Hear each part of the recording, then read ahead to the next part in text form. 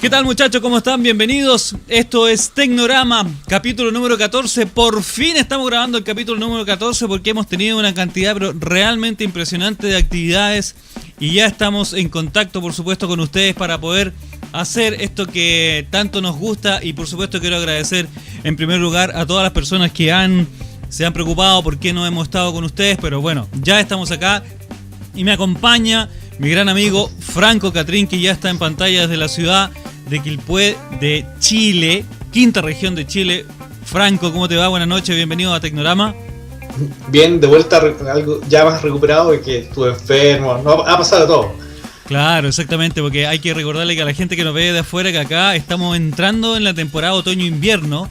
Están haciendo unos fríos descomunales, mucho frío hoy día, la cordillera estaba llena de nieve y por eso hay mucha gente que ha estado resfriada. Quizás también eso se debe un poquito a la ausencia. Nos hemos demorado, ¿cuánto? ¿2 semanas en hacer este programa, Franco? Más o menos. Más o menos, exactamente. Pero bueno, ya estamos con nosotros. Y la sorpresa del día de hoy es que no estamos solos, porque desde México nos acompaña nuestro gran amigo Alexandro Colorado. Hola, Alexandro, ¿cómo te va? Buenas noches, bienvenido a Tecnorama. Hola, ¿qué tal? Gracias por invitarme y espero que nos pasemos muy bien el día de hoy. Exactamente, así que quisimos invitarlo porque precisamente Alexandre es un experto en programación, y en el segundo bloque del programa vamos a estar hablando de su especialidad, que es OpenOffice. Nos va a contar un poquito de la historia, cómo nace OpenOffice, qué es lo que están haciendo ahora, y efectivamente nos va a dar algunos tips para que podamos usar esta aplicación Apache OpenOffice.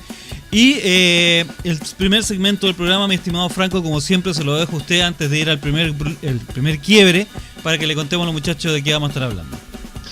Mira, vamos a hablar de la nueva versión de Ubuntu 14.04. Y en general vamos a hablar de Ubuntu, más que de la versión específica esta que apareció ahora. Exactamente, así que ya lo saben, muchachos, no se vayan, no se despeguen de YouTube, porque vamos a ir a una breve pausa y ya regresamos con más Tecnorama.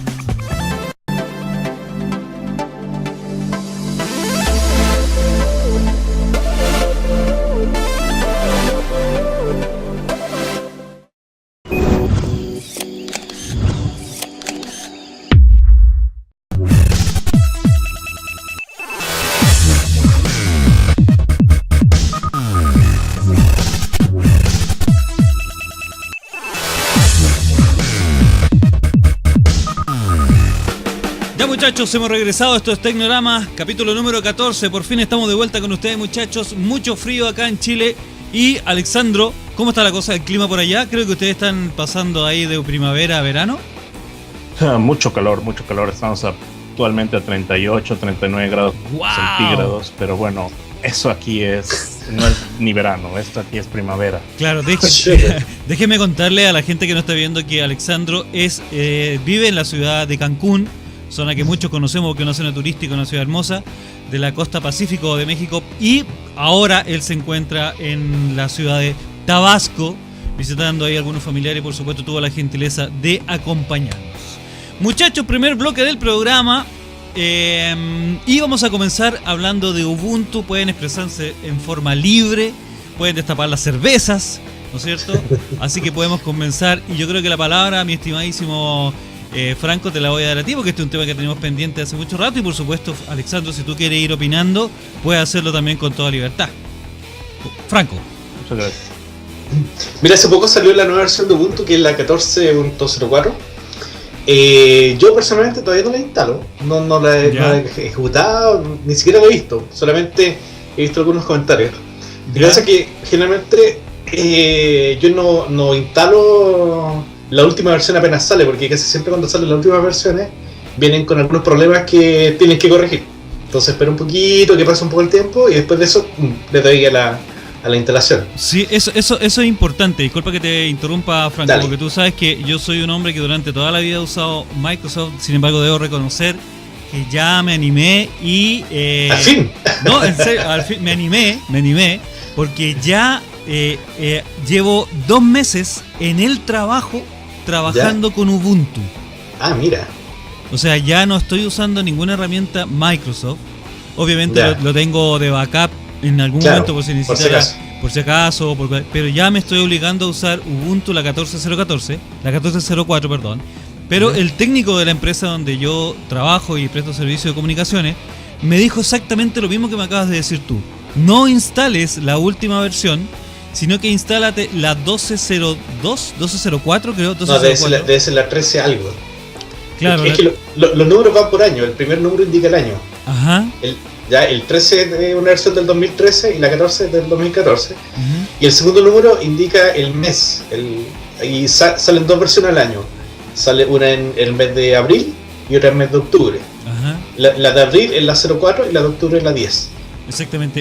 Entonces seguramente te dijo la 13 algo, que es la del año pasado. Mire, yo creo que él me dijo la 1304, pero me pasó algo muy simpático, porque instalé la 1304, pero en algún momento, sin pecar de ignorante, porque yo sabía perfectamente lo que estaba haciendo, me aparecieron unas actualizaciones de unos drivers de video, y al otro día cuando reinicié la máquina estaba con 1404. Mira. Entonces, bueno, son anécdotas que pasan. Y Alexandro, un poco tu experiencia con Ubuntu. ¿Cómo nace esta llegada, este romance con el software de código abierto, con Ubuntu, con lo que nos va a contar quizá un poquito más adelante, ya empezar a programar? Claro, bueno, yo no quiero echar de cabezas a la gente Ubuntu, pero realmente yo nunca he tocado Ubuntu. Ajá. Yo he sido un usuario muy fuerte de Linux, pero me he desenvuelto en otras distribuciones.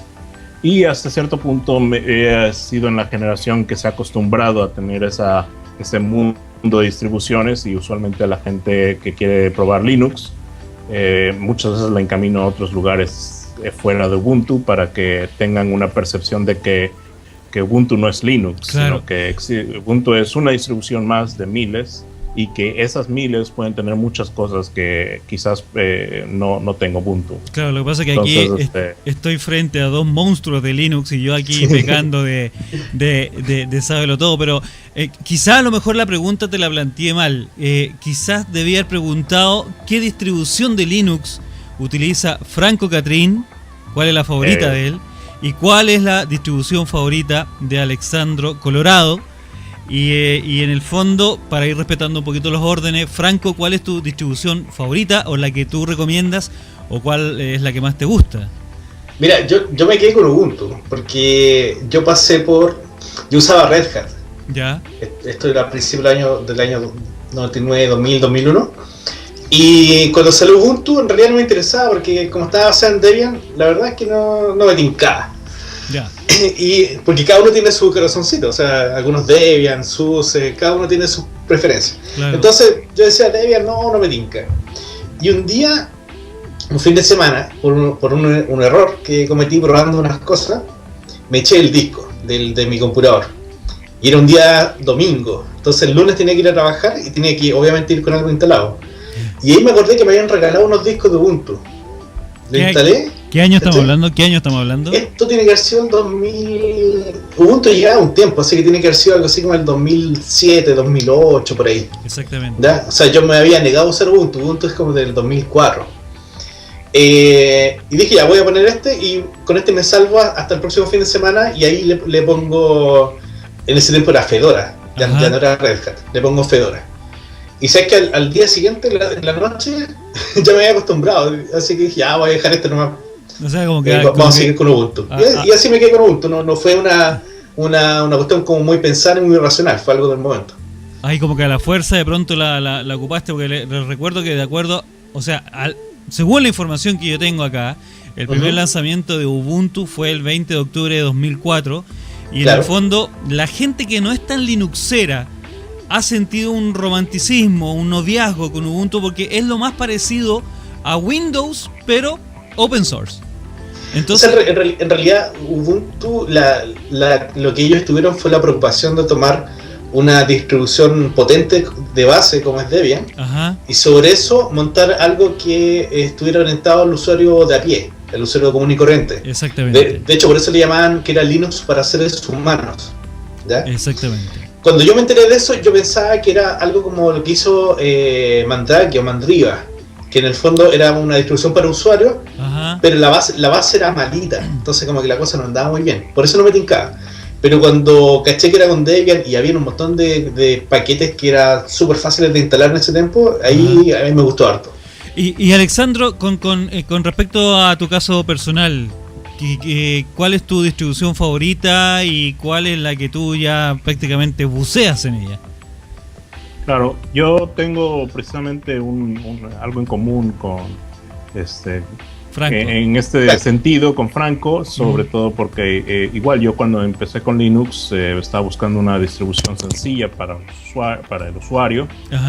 Simplemente que yo lo hice quizás unos 5 años antes, por ahí del 2000-2001, en donde ahí precisamente la distribución más amigable era, en ese tiempo era Mandrake, que eventualmente se volvió Mandriva.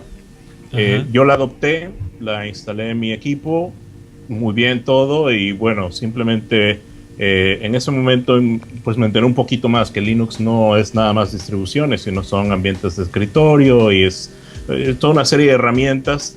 Entonces yo empecé a dudar un poco en bueno, no a dudar, simplemente a redefinir todo esto que se le llamaba distro hopper, que es el que va saltando de una a otra distribución. La persona que y dije, ¿sabes qué? Yo no voy a hacer eso. Yo voy a tratar de moverme dentro de los escritorios y ver realmente cuál es el ambiente que más me gusta.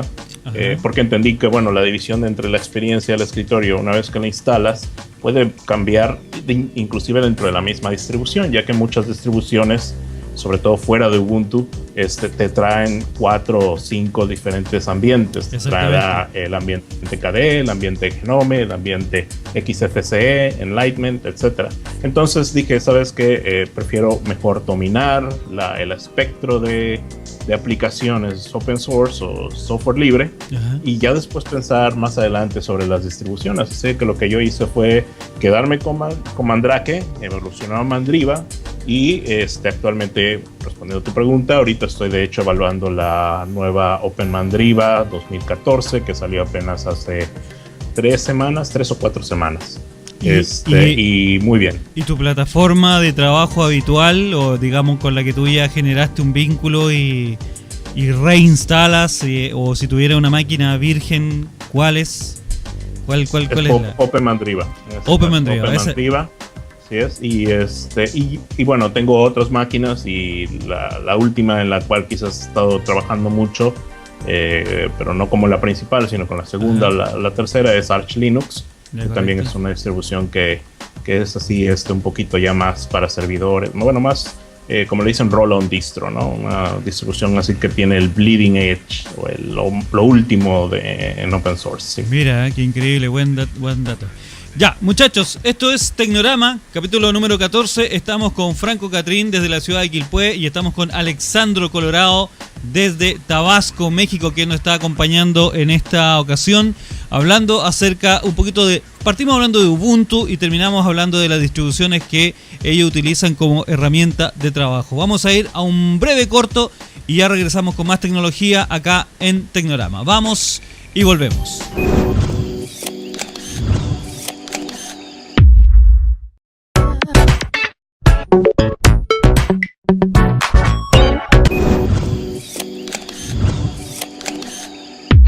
Regresamos, muchachos, esto es Tecnorama, capítulo número 14. Estamos con Franco Catrín en pantalla, y estamos también con el señor Alexandro Colorado desde México, que nos acompaña en esta oportunidad. Ahí estamos los tres, muchachos. Partimos hablando de Ubuntu y terminamos hablando de cuál es la distribución favorita de Linux que ellos están ocupando. Muchachos, los quiero invitar un poquito a que me cuenten, así desde un punto de vista muy personal, ¿qué opinan?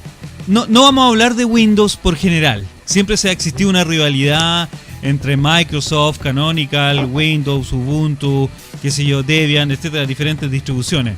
Pero, vamos a partir, digamos, por Franco. ¿Por qué no usas Microsoft Windows? Si es que puedes sintetizarlo brevemente. Sintetizarlo. Mira, lo que pasa es que yo dejé de usarlo por allá por el 100%, yo creo que por allá por el 2003, cuando vi que todo lo que necesitaba hacer lo podía hacer con Linux, y podía trabajar tranquilo. ¿En qué sentido? En que yo me acuerdo que cuando tenía Windows tenía que cada cierto tiempo formatear el computador, o de repente lo encendía y algo estaba fallando y no podía saber qué es lo que estaba fallando, o no sé, pues instalaba algo o tenía algo andando y no había ninguna seguridad de que eso a los días después siguiera funcionando tan bien como al principio. Y cuando instalé Linux me gustó esto de que fuera como modular, como que fuera hecho por varios componentes que se manejan individualmente, y si yo quería sacar uno lo sacaba, si quería instalar uno distinto lo podía cambiar por otro, si es que tenía algún problema podía ir a mirar unos archivos de texto y ahí me aparecía exactamente qué es lo que había pasado. Era como mucho más manejable. El Windows era como muy como que era como, para mí era como muy protegido, muy cerrado. Yeah. Es como que, por ejemplo, es como que tuviera un auto, ¿cachai? Sí. Y el auto anda pero no podía abrir el motor, ¿cachai? Entonces si falla no podía hacer nada. Y eso a ti, así me sentaba con Windows. Y eso a ti como que te molestó un poco, tú querías un poquito más de libertad. Claro, aunque, mira, para la gente que me conoce de antes, yo antes era como anti-Linux en los años 90. Porque yo decía, ¿para qué nos vamos a complicar tanto en aprender cosas nuevas, todo eso? Pero cuando lo probé, lo encontré, en ese tiempo lo encontré que estaba tan bien hecho, todo, y funcionaba tan bien, mi computador incluso funcionaba mejor que con el mismo hardware, funcionaba mejor que con Windows, y podía trabajar tranquilo, que después como que lo convertí como en algo mío, ¿cachai? O sea, es como que, no sé si te ha pasado a ti cuando tú abres un programa, por ejemplo, un programa que nunca hayas usado, y al principio uno como que no cacha dónde están las cosas, no cacha cómo hacer algunas cuestiones, claro. Pero cuando ya te manejáis, es como que es parte tuya, así como una extensión de tu cuerpo, ¿cachai? Claro, Alexandro, cachar significa darse cuenta. Eso. Sí, lo entiendo. Claro, entonces, efectivamente, y en el caso, por ejemplo, tuyo, mi estimado Alexandre, ¿cómo nace esta decisión de no usar Windows y aventurarte en un sistema operativo de código abierto, y que en el fondo a lo mejor a ti reflejó también quizá ese espíritu de que no te restrinjan la aplicación? No te quiero inducir la respuesta, pero en el fondo que me cuentes por qué nace esta necesidad o este gusto por usar Linux y no usar una herramienta tan difundida como es Mac OS X o Microsoft Windows. Claro, sí, mira, resumirlo en 3 palabras sería el control, la seguridad y finalmente el precio. Yo siempre he sido de las personas que ha querido modificar su sistema operativo y tratar de tener el mejor sistema operativo que se pudiera o se pudiese. Cuando era chico veía las computadoras de Silicon Graphics, por ejemplo, ¿no? Y siempre quería tener una computadora Silicon Graphics, que no era lo novedoso, o sea, no era lo popular, perdón, pero era lo que quizás tenía un prestigio, porque nada más las grandes empresas utilizaban esto, ¿no? Exactamente. Entonces, si lo utilizaban, quiere decir que sería mucho mejor, y siempre tenía esa curiosidad. Y bueno, de ahí me enteré que, bueno, son Unixes. Entonces, cuando salió un sistema operativo que era Unix-like o era similar a Unix, pues de alguna manera yo tenía ganas de aprenderlo y dominarlo. Yo siempre he sido el soporte técnico de la casa, de los amigos, de decir... Ese es como un común denominador para todos los informáticos. Pero yo no sé si a ustedes dos les pasó... Mira, lo que tú acabas de comentar, Alexandro, es súper importante, porque yo creo que las máquinas esas máquinas que mostraban de Silicon Graphics, cuando de pronto decían, esta película se rendereó o se hizo en una máquina Silicon Graphics, era como para ti sinónimo del cielo, era como la potencia máxima, y como que eso de alguna u otra manera, yo me acuerdo de haber visto una nota hace muchos años atrás, una nota de prensa, donde decían que esta película se hizo en este computador que corría Silicon Graphics, y era como uno decía, esa es la máquina que yo tengo que tener. No sé si a ustedes le pasó exactamente lo mismo. Sí. Así es, definitivamente. Y eso es lo que a ti te daba la ansiedad de decir, bueno, hay algo más allá que Windows. O sea, hay algo más allá, en este caso era Windows 95, ¿no? Windows 98. Y cuando te enteraste, oye, ¿sabes qué? Pues vamos a ver qué Windows me utilizo. No, pues yo quiero el Windows de servidores, el NT. Pero cuando después empezaste a ver de que, ¿por qué? Porque es más robusto, porque este está hecho para servidores. Y sí, efectivamente, uno de los mejores Windows quizás que se haya hecho es el Windows 2000, que no fue el NT, pero fue la siguiente versión.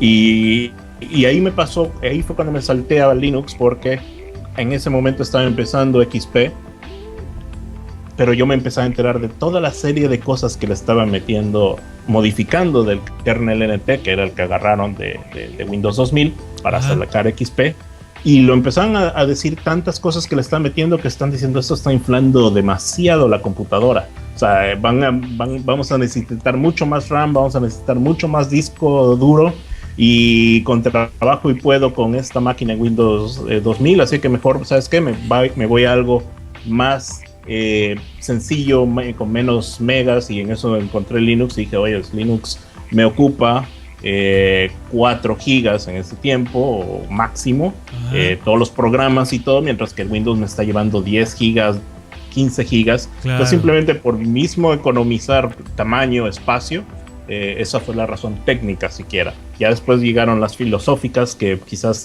fue la que cimentaron ese amor por Linux.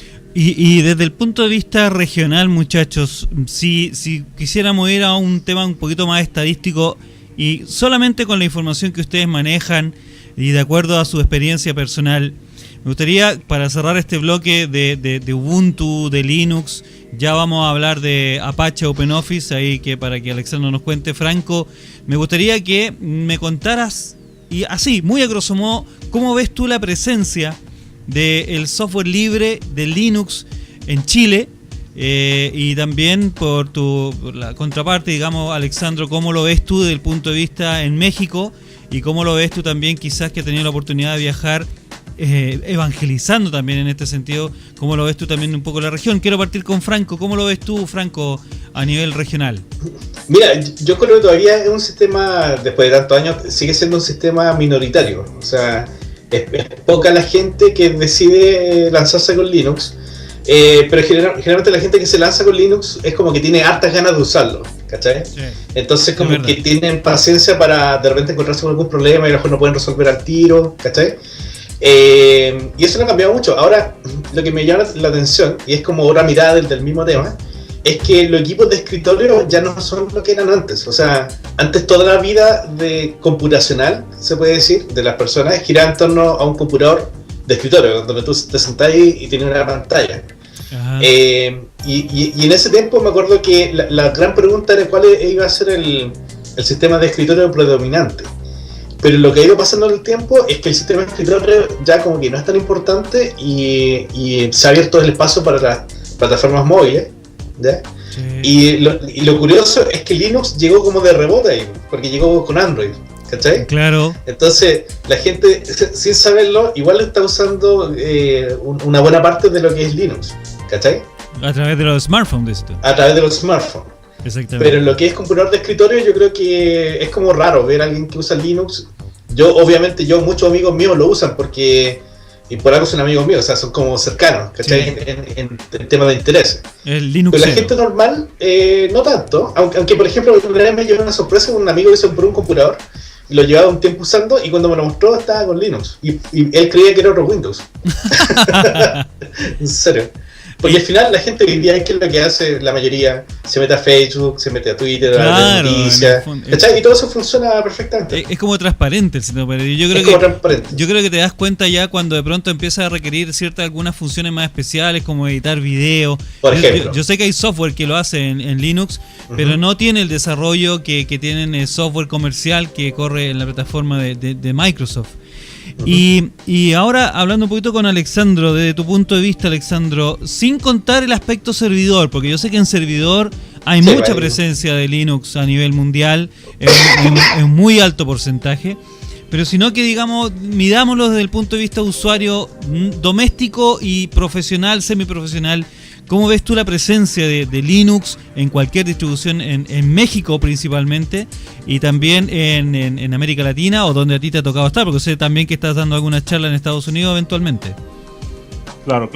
Bueno, el avance ha sido, y particularmente tanto en Chile como en México, han sido particularmente lentos. Yo he visto que ha habido mucho más aceptación del sistema operativo de la plataforma en países como España, como Venezuela, como Brasil, que han adoptado como plataforma de infraestructura a nivel, podríamos decir, gubernamental o de planeación de esta sociedad de la información, ha sido sustentada por la tecnología de software libre.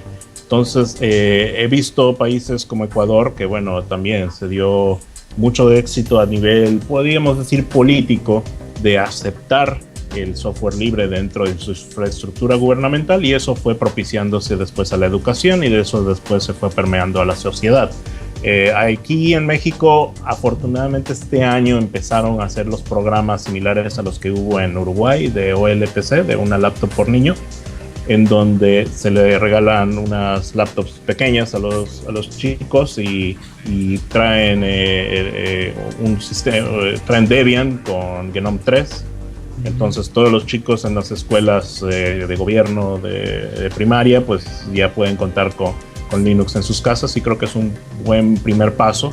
Esto, sin embargo, es muy tarde, llega casi 5 años después de lo que pasó en Uruguay. Ajá. Y como unos 8 años de lo que pasó en España. En España se han hecho estos tipos de programas desde hace algún tiempo, y en Argentina creo que está Guaira Linux, que igual es un programa similar hace 2-3 años que inició en Argentina. Entonces, poco a poco en Latinoamérica se va permeando. Sin embargo, hay países como Brasil que ellos lo tenían en estos telecentros, tenían todas sus computadoras en Linux desde 2002, 2003. Eso fue, creo que, el tiempo en donde empezó, y desde entonces muchos miles de brasileños usan Linux del diario, y quizás la percepción que se tenga o que no se tenga de que si lo que están usando es Linux o están usando la computadora, porque hay mucha gente que ve la computadora como en Estados Unidos dicen es una caja mágica para ordenar en eBay. Eso es la percepción. O sea que para lo único que sirve es para comprar en eBay. No importa lo que tenga, pero es para comprar en eBay. Oye, de hecho, creo que los únicos países latinoamericanos que tienen distribuciones, digamos, más o menos estructuradas o maduras, de alguna otra manera, creo que es Brasil, Argentina, México. Debe haber alguna distribución mexicana, y acá en Chile recién se está comenzando a dar un primer paso con una distribución chilena de Linux. No sé qué información manejas tú, Franco, con respecto a eso. No, nada, no sé nada acá. Nada, yo recién estaba, a ver si alcanzo a tener el dato, me estaban invitando a participar en una distribución de Linux chilena, ya les voy a contar. Y no sé si tú manejas el dato, Alexandro, ya en México, alguna distribución local de Linux. Sí, había una llamada Jarro Negro, pero no ha sido una adopción masiva. Un buen ejemplo de adopción masiva es lo que pasa en Venezuela con la distribución Canaimas, que esa sí fue implementada como la distribución oficial de alguna manera de los proyectos gubernamentales que se hicieran con software libre. Entonces, por ejemplo, las escuelas, las laptops que traen las escuelas tienen el sistema operativo Canaimas, que es un derivado de Ubuntu, pero ya con software educativo de alguna manera, algo como un Edubuntu similar. Exactamente. Bueno, y estaba leyendo acá también que hay dos noticias, digamos, desde el punto de vista que nos convoca, lamentable, porque Alemania ha decidido dejar de lado también el uso del software libre. Parece que ahí hubo algo comercial que de por medio los terminó por convencer, y también, bueno, que ustedes saben, blanco y negro, gris y oscuro, así como Alemania decidió migrar hacia las plataformas comerciales. China también acaba de decir que no va a utilizar el uso de Windows 8 en sus plataformas de gobierno. Claro, lo que pasa es que hay todo un tema político también entre medio. Por ejemplo, el caso de Venezuela, no es para nada extraño que ellos traten de impulsar una plataforma abierta, porque de otro modo no tienen ni idea de lo que está corriendo en sus computadores. El mismo caso de China, o sea, con lo que ahora se sabe de la NSA y la forma en que se está espiando a todo el mundo, es como que para un gobierno que quiere mantenerse lejos de Estados Unidos es como peligroso ponerse a instalar Windows. Claro, exactamente. Y obviamente que siguen la misma tendencia política. Entonces, saco una conclusión y quiero que me corrijan si es que estoy equivocado. ¿Open source es sinónimo de izquierdismo? Si es que lo llevamos al punto de vista político. Estoy haciendo una pregunta súper inocente, sin llevar a ningún debate político. ¿Open source es sinónimo de izquierdismo? ¿Y herramientas propietarias es sinónimo de capitalismo? ¿Puede ser? ¿O estoy equivocado? ¿O es muy tonto lo que estoy diciendo? No, porque lo que pasa es que detrás del open source también hay empresas comerciales. Por ejemplo, está Oracle, Intel, IBM, en su tiempo Nobel. Entonces no es que el open source sea así como algo independiente, sino que también está ligado a empresas. Lo que sí, al revés, como un poquito más fuerte. O sea, el problema de las plataformas que son cerradas es que se depende mucho de la empresa que provee el producto, ¿ya? En el caso de Windows, tú, en un gobierno, sobre todo al seleccionar la tecnología de ellos, en el fondo estás poniendo tu fe en que ellos están haciendo algo que ¿cómo decirlo? No, ellos no están haciendo algo que vaya a ser a favor de Estados Unidos, ¿cachai? Ajá. A principios de los años 2000 se encontró una de las primeras muestras de que había componentes de la NSA metidas en el sistema operativo, ¿cachai?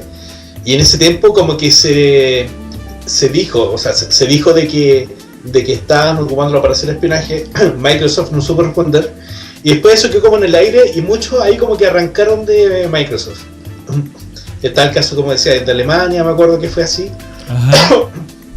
Y no me extraña el caso de Venezuela, el caso de Ecuador,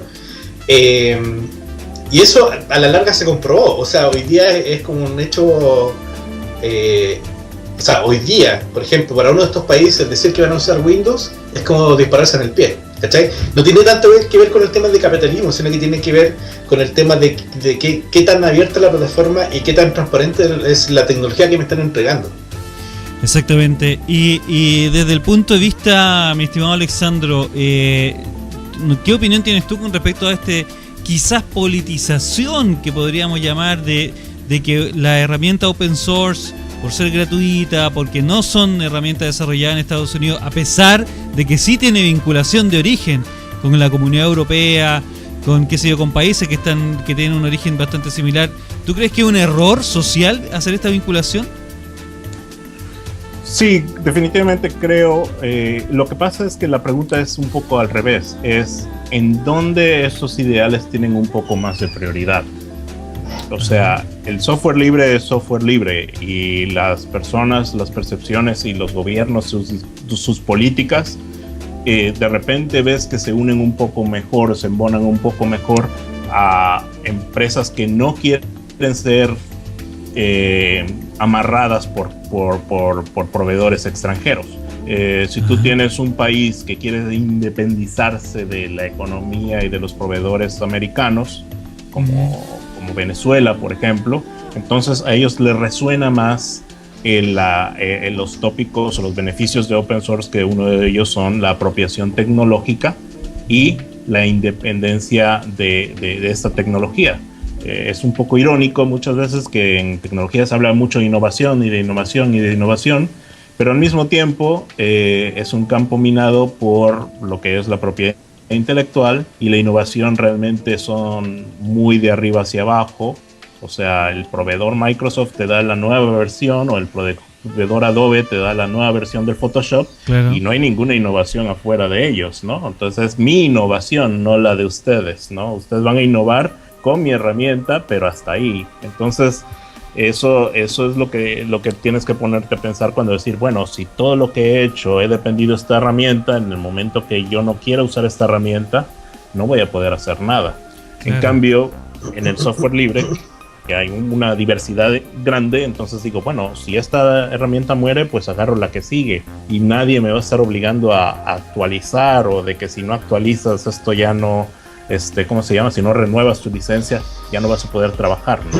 Exactamente. Va un poquito de la mano con las necesidades también un poco de cada sociedad y los valores que estas empresas también transmiten, y como bien digo yo, o de alguna otra manera resumo, es en el fondo lo que queremos hacer y quién queremos que se entere de lo que estamos haciendo, o cómo quieren que nosotros hagamos las cosas. Yo creo que va un poquito ahí, va ahí de la mano. La palabra clave es control.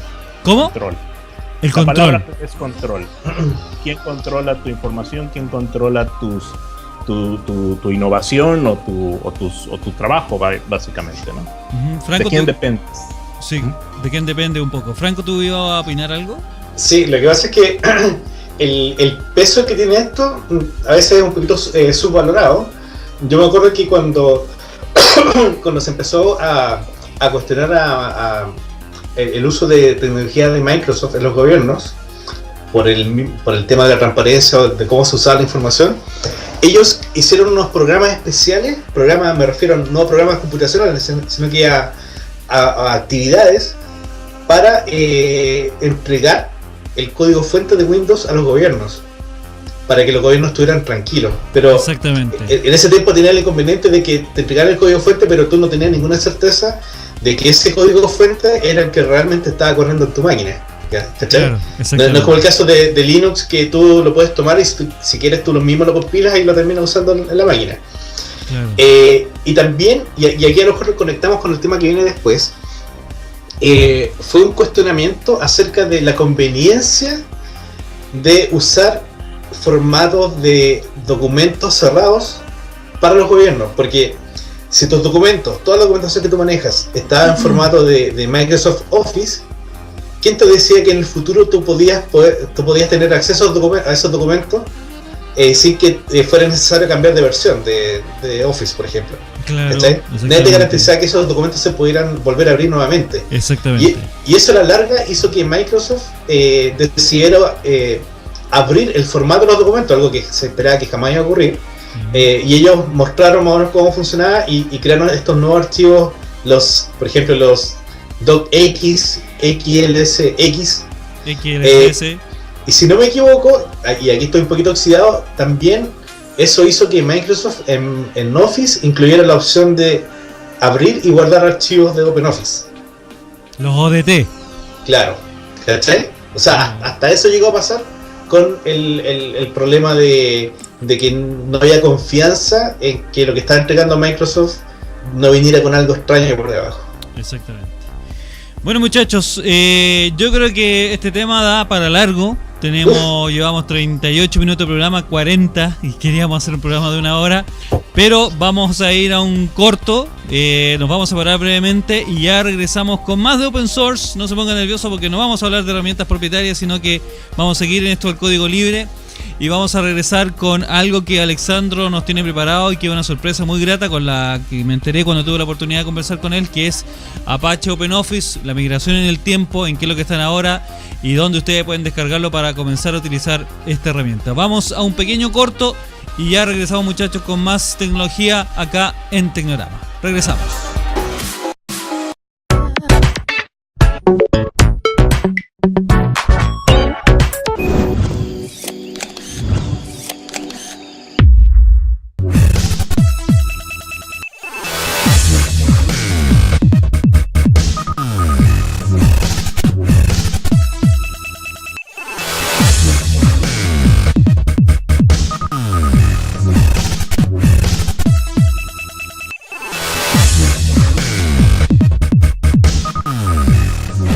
Ya, muchachos, regresamos. Esto es Tecnorama, capítulo número 14. Hoy estamos con dos tremendos personajes, Franco Catrín y Alexandro Colorado, Quilpué, Quinta Región, Chile, Tabasco, México. Me llegó a faltar agüita, casi me atoro. Y acá Cristian Chaparro, que les habla desde la ciudad de Santiago de Chile, capital de la República, área metropolitana. Mucho frío, 7 grados en este momento. Este programa lo estamos grabando un día jueves, cuando ya son aquí aproximadamente las 10:30 de la noche. En México, las 9:24 minutos. Y vamos a entrar, en honor al tiempo, de lleno al tema que nos convoca de carácter internacional. Franco, ¿qué es lo que manejas tú? ¿Qué es lo que sabes o cuál es tu opinión de Apache OpenOffice? Porque, nuestro invitado del día de hoy, Alexandro, es el experto. Nosotros, Alexandro, acá en Chile decimos que te peinas. Peinarte, decimos acá en Chile, es como que tú sabes mucho y es tu especialidad, ¿ya? Entonces, Alexandro se peina en Apache y, por supuesto, Franco Catrín, nuestro gran amigo, también se peina. Y quiero preguntarle a él qué es lo que en el fondo sabe o maneja un poquito de este nuevo concepto, de este nuevo nombre y apellido, Apache OpenOffice. Franco. Claro, mira, OpenOffice ha pasado como por varias etapas. Mientras tú decías, tú estabas hablando, me acordaba que todo esto partió con un software alemán que se llama StarOffice. Y ese software después inicialmente no era de código abierto, ¿ya? Y cuando abrieron el código, una de las cosas que más costó fue entender el código, porque aparte de que era complejo, los comentarios estaban en alemán. Entonces costaba mucho entender lo que había ahí. Y después OpenOffice siguió un crecimiento relativamente lento hasta que se empezaron a meter otras empresas, lo empezaron a mejorar bastante. A mí al menos me gustó mucho, lo conversaba un poquito antes de empezar el programa, me gustó mucho lo que hizo Simian, una empresa mexicana, en agregar características que realmente hacen falta. Y después vino este tema de la quiebra de Sun, porque Sun era como la que tenía la propiedad del producto. Claro. Cuando vino la quiebra de Sun y la compró Oracle, ahí todos se asustaron. ¿Cachai? Porque Oracle a veces las cosas las compraba y después las mataba. Ajá. Entonces había mucho miedo y apareció el proyecto paralelo que es el LibreOffice, que ese, si no me equivoco, creo que es el que todavía se incluye en las distribuciones como por omisión. O sea, es la que viene por defecto. Y después se produjo el paso de la tecnología OpenOffice a la Fundación Apache. Y ahí estamos hoy día, me parece. Exactamente, y OpenOffice ha sido una de las distribuciones que más se ha descargado, la suite libre y gratuita para oficina, que ha tenido una migración en el tiempo bastante importante y que de alguna u otra manera comienza a marcar un precedente. Como muy bien decía Franco, LibreOffice, una de las derivaciones de este paquete original, es la que viene por defecto en las distribuciones de Linux, como por ejemplo Ubuntu, que también puede ser descargada, pero hoy día nos convoca un poquito, y aprovechándonos del grado de expertise que tiene nuestro invitado Alexandro, esta nueva visión, esta nueva llegada, este nuevo nombre, pero no sé si de cambio de apellido afecta en cuanto a la evolución del producto, mi estimado Alexandro. Tú que has trabajado en este producto desde antes que se llamara Apache OpenOffice, no sé si nos puedes hacer un breve resumen de cómo nace esta plataforma, cómo llegas tú a ella y cuál ha sido tu participación. Claro, bueno, pues toda la información que dijo Franco es completamente correcta. Esto parte de un proyecto alemán que fue comprado por Sun Microsystems para empujar su sistema operativo para empresas, en este caso era Solaris, y al comprar a esta empresa llamada Star Division podían usar su producto, que era StarOffice, para tener una suite ofimática en diferentes plataformas y en sus plataformas Unixes. Entonces podían tener una convalidación entre, si no importa que utilices Windows, puedes usar el mismo suite ofimática que va a tener 100% compatibilidad con tus departamentos que utilicen Solaris. Entonces, bueno, básicamente esa fue la razón por la que compraron esta empresa alemana. Y esto fue en el 2000. Para el 2001, las mismas fuerzas, copiando lo que pasó con Netscape, quisieron reimplementarlo y hacer lo que pasó en este caso con Mozilla, se replicó en OpenOffice o en OpenOffice.org. Y este fue el nacimiento de la plataforma libre como la conocemos. Fue incluido en la mayoría de las distribuciones de Linux, sobre todo las de escritorio, y fue ampliamente adoptado. Aún así, la marca, los más grande que llegó a descargarse fue a 50 millones de descargas, que fue un hito en el 2004. Exactamente. Y bueno, y eso también quiere decir que también su nombre estaba empezando a permear también del lado de los usuarios de Windows. Ajá. De hecho, para los números que sacamos en este aniversario de 50 millones de descargas, vimos que el gran apoyo había venido tanto de usuarios de Mac como de usuarios de Windows, que vieron en sus plataformas la ventaja de usar una suite ofimática completamente libre, ¿no?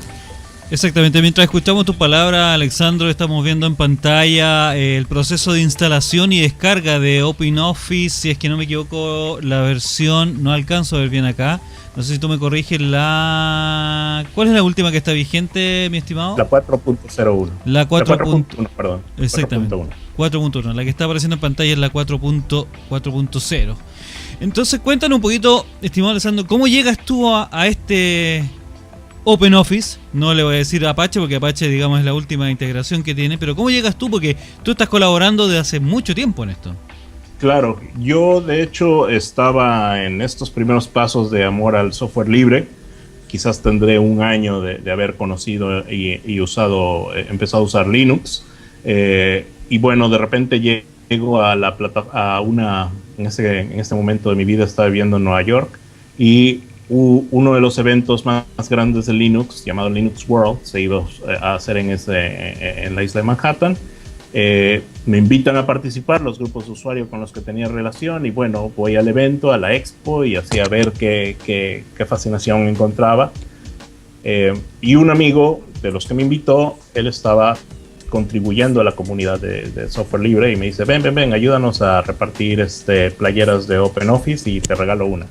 Y creo que con eso, con ese signo tan personal, humilde de regalar claro, una playera de $25 o de $20, ya me compró mi lealtad, y bueno, he sido leal al proyecto. O sea que podríamos decir que por una polera te vendiste al código abierto, al open source, al software libre. Oye, y en el fondo, claro, bueno, ahí empieza tu empieza tu colaboración con ahí empieza tu romance, tu integración, porque digámoslo, tú eres uno de los colaboradores más importantes que existe en este momento en América Latina de Apache OpenOffice. Tú, como decimos en chileno, tú eres el que la lleva. Tú eres el cabrón, digamos, en este sentido. Y yo he estado viendo, tengo el privilegio de seguirte, por supuesto, también en Facebook, y veo también ahí tus colaboraciones, como tú vas haciendo público este trabajo. Y quiero contarle también a Franco de que Alexandro también tiene una especialidad bastante importante, porque él se ha especializado en trabajo en línea. Si es que no me equivoco, Alexandro, ¿ese es el término correcto? Sí, teletrabajo, trabajo en línea. Es decir, y lo conversamos en alguna oportunidad, cómo poder integrar a gente que está en diferentes partes del mundo, cómo poder recoger esa información, cómo integrarla, y en el fondo esto es como ser un director de orquesta, pero a distancia. Entonces, cuando comentamos este tema, tú le das un nombre a esa categoría de especialidad, que yo me acuerdo que tú una vez me lo comentaste, no sé si lo recuerdas ahora.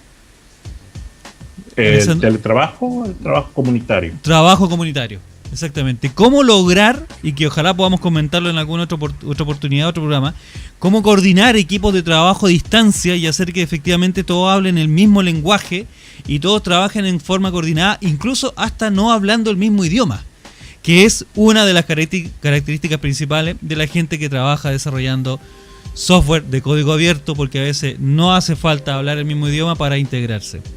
Entonces, mi estimado Alexandro, la verdad es que si quieres nos puedes contar, ya llevamos prácticamente 50 minutos de programa, cómo y en qué está Apache OpenOffice hoy en día. Bueno, Apache OpenOffice ha tenido ahorita un éxito rotundo, mucho más que el que alguna vez se tuvo en OpenOffice.org. Acabamos de romper la marca de 100 millones de descargas. Hemos empezado a ser portados a otras nuevas plataformas, algunas obscuras como OS2 de IBM, que todavía existe, y otras como en modelos portables, como lo que son los Portable Apps. Son aplicaciones que tú instalas en el USB y tú vas a cualquier máquina en diferente sistema operativo y le das doble clic a la aplicación y pum, la tienes ahí disponible con todas tus configuraciones, todos tus documentos, plantillas, etcétera, que quieras tener. Acabamos también de actualizar nuestra versión a 4.1 en este tipo de implementaciones. Y por el otro lado, bueno, hemos seguido también creciendo en áreas como la Mac o OS X o la plataforma de Apple, porque bueno, han habido también una gran adopción de este tipo de aplicaciones, y bueno, OpenOffice ha sido la herramienta o las herramientas básicas de los maqueros que buscan una alternativa. Exactamente, bueno, un hombre con una experiencia increíble, envidiable, y por supuesto con una gran cantidad de horas de vuelo, y no solamente horas de vuelo, sino que horas de programación en un software que ustedes pueden descargar desde www.openoffice.org. ¿Tú sabes más o menos en cuántos idiomas se está entregando OpenOffice actualmente, Apache OpenOffice, Alexander? Actualmente tenemos 85 idiomas diferentes, en los cuales está completamente traducida, pero también hay idiomas nuevos que se están introduciendo, sobre todo idiomas indígenas en la parte de Paraguay, por ejemplo, el guaraní, ya empezó su traducción, o en la parte de Bolivia, Ecuador, también lenguas indígenas, inclusive en maya aquí en México se tiene también una nueva traducción que se está trabajando. ¿En náhuatl todavía no hay nada?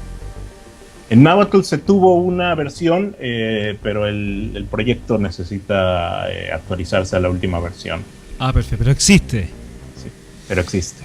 Sí, y acá en mapuche, que es la lengua originaria del territorio donde vivimos, no sé si maneja algo de acá del territorio chileno. Mapuche es una lengua originaria del sur de Chile, es la lengua autóctona, no de esta zona, pero sí podríamos decir está reconocida como la lengua originaria de Chile. Si no lo sabe, a lo mejor podríamos dar el dato de cómo la gente podría integrarse, así como tú lo haces, dar tu Twitter, y cómo tú de alguna otra manera podría acoger la intención de mucha gente que quiere comenzar a colaborar e integrarse a un equipo de trabajo a distancia. Claro, definitivamente. Tenemos lo que son módulos de interacción o módulos de introducción, a las diferentes áreas en las cuales se puede trabajar dentro de la comunidad de OpenOffice, ya sea control de calidad, programación, soporte o traducciones. Y ahí está toda la información en la página de Apache, openoffice.apache.org, que es como que un sitio un poco más técnico del proyecto. Y la parte comercial o la parte, podemos decir, de cara a los usuarios es www.openoffice.org. También me pueden seguir en Twitter en @JZA. Ahí también, si quieren algo más personalizado, me pueden mandar un mensaje y yo les puedo orientar exactamente a qué listas son las que quisieran estar. Y bueno, si tienen el conocimiento de adoptar un nuevo idioma, pues, o una nueva lengua, pues yo les puedo dar toda la información necesaria. Exactamente, de hecho estamos viendo ahora aquí en pantalla, muchachos, si ustedes se van a www.openoffice.org, ahí dice I want to participate in OpenOffice, y ahí ustedes se van, por supuesto pueden hacer una pequeña donación, y si no también pueden empezar a bajar ahí los códigos o el proyecto para que ustedes puedan colaborar, y si no, ya lo saben, Twitter @JZA es el Twitter de nuestro nuevo y gran amigo, por supuesto, Alexandro Colorado. Franco, no sé, algún comentario que tú quieras hacer con respecto a OpenOffice, ¿cuál es tu recomendación para utilizar esta herramienta y a lo mejor tu experiencia? Porque yo sé que tú también de alguna otra manera has participado y has, no en el código, pero sí también recomendando el uso de este tipo de herramientas. Sí, mira, quizás la recomendación más práctica es que, por ejemplo, para mí, la gracia de usar OpenOffice es que yo como que me despreocupo del computador en donde voy a ver los documentos, ¿cachai? O sea, yo sé que si estoy en un Mac y estoy con el OpenOffice y grabo el documento, después voy a mi Linux y abro el documento y no voy a tener ningún problema, ¿cachai? Cosa que no podría decir lo mismo de los documentos que edito o que me pasan a veces con formato de Office, que si no tienes el Microsoft Office, estáis frito. Exactamente. Y no puedes llegar y descargarlo, porque el caso de OpenOffice, si no lo tengo, por último lo descargo. Pero el caso de Microsoft Office, si no lo tienes que conseguirlo, comprarlo, no sé, es medio complicado. Ahora, igual lo que ha pasado últimamente con Google Docs, por ejemplo, es que para documentos simples, ahora es como que ya uno tampoco se preocupa mucho de la herramienta de ofimática. Pero esos te sirven como para documentos chicos, documentos más grandes es medio complicado manejarlo. Sí, exactamente. ¿Sí? Bueno, de hecho creo que, déjame contarte que me quitaste la pregunta con la que yo quería cerrar el programa, porque los quería invitar a los dos a que me den su opinión, a qué opinan exactamente de esto, de que cada día haya más servicios en la nube, precisamente como el que tú acabas de comentar, Google Docs, está Office 365, que también está disponible en la nube. Y basándonos también un poquito en el fracaso del cierre de Ubuntu One, que va a tener que cerrar su plataforma cloud, no sé si ustedes de pronto piensan que hay una migración más importante, quizás están llegando tarde los software que están derivados del open source a la herramienta basada en la nube, son compatibles entre ellas, mi estimado. Parto con Franco y sigo con Alexandro con respecto a esto que tú mismo comentaste. Mira, el caso de Ubuntu One es especial porque Ubuntu One es más o menos antiguo y partió como a la par con Dropbox, ¿ya? Lo que hizo bien Dropbox fue ser compatible con todas las plataformas desde el inicio, prácticamente. El caso de Ubuntu One, el problema que tenía era que al principio solamente era compatible con Linux, entonces yo no podía ver mis documentos después en otro equipo. Ahora, por el otro lado de las herramientas como el Google Docs, por ejemplo, yo como que tengo una política. O sea, mi política es, si voy a hacer un documento extenso y quiero trabajar tranquilamente, sin preocuparme de que un problema en la conexión no me deje trabajar, lo hago en OpenOffice. Pero si es un documento corto, y generalmente documentos que necesito trabajar con personas en forma grupal, editándolo en línea y manteniendo versiones, sobre todo cuando son documentos, por ejemplo, que definen líneas a seguir o son planes y cosas así, eso yo los prefiero hacer en Google Docs. Claro, porque son digamos, archivos que no requieren tanto trabajo. O que no necesitan tantas capas, como por ejemplo de repente me pasa con contadores que necesitan Excel porque necesitan capa en planilla de Excel. Y tu opinión, Alexandro, como para ya ir cerrando este capítulo de Tecnorama, con respecto a la migración hacia la nube, hacia los servicios basados en el cloud, ¿tú crees que hay una oportunidad ahí para el open source? Bueno, oportunidad siempre ha habido, y de hecho cuando llegó la nube, la mayoría de la gente que dice que usa software libre cuando llegó a la nube no lo entendía, porque digo, bueno, tenemos varias aplicaciones que corren en la nube que son completamente software libre, como lo que es WordPress, o como lo es Drupal, o como son otros sitios que se encargan de hacer diferentes diferentes tipos de necesidades que quieran satisfacer. Sin embargo, hay una pequeña gran diferencia. El software libre se dedica a distribuir código. Ellos no distribuyen servicios. ¿Y cuál es el servicio al que me refiero? Es el hosting de estas aplicaciones, que al usuario quizás no le importe mucho, pero es una pequeña gran diferencia. Yo te puedo dar una ofimática o un escritorio completamente en la nube en software libre, pero tú te lo tienes que instalar en tu propio servidor. Y ahí es la pequeña gran diferencia. Nosotros, si quieres una versión hosteada, pues ahí te va a costar. Y la mayoría de la gente que entiende software libre como software gratis, pues no le va a entender. ¿Cómo me vas a decir que es software libre y me estás cobrando hosting? Pero son dos cosas completamente diferentes. Exactamente, sí, tienes razón.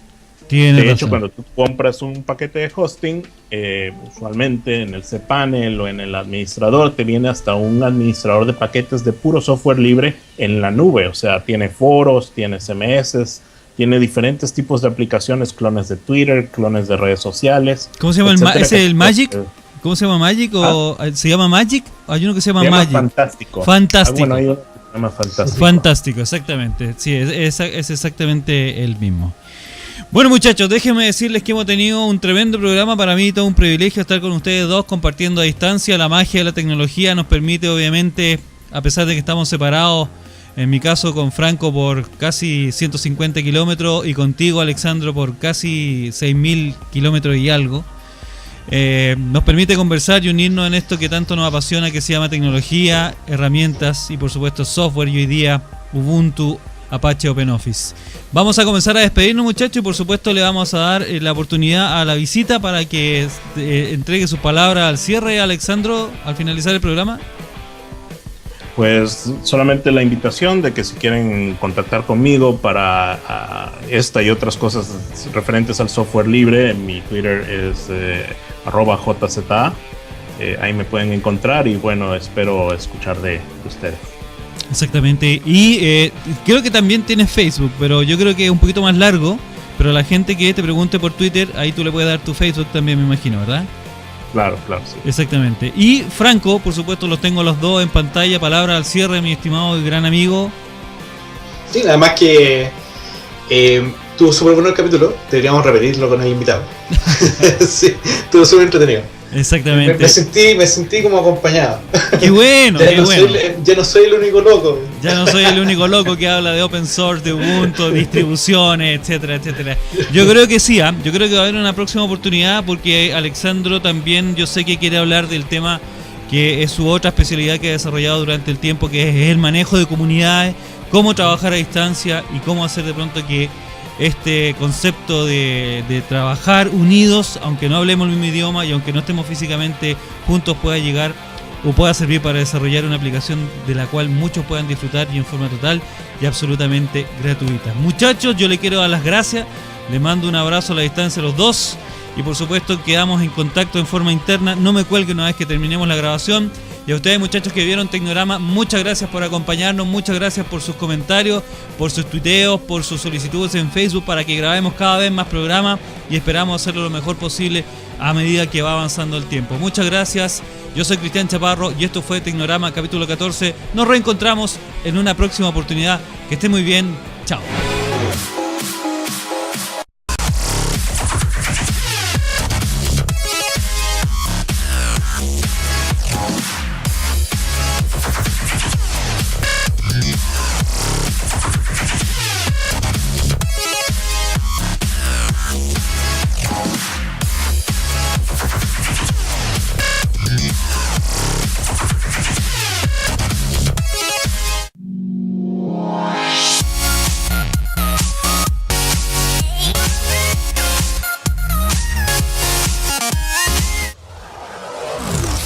Somos Tech TV LA, el canal de televisión online de la generación digital.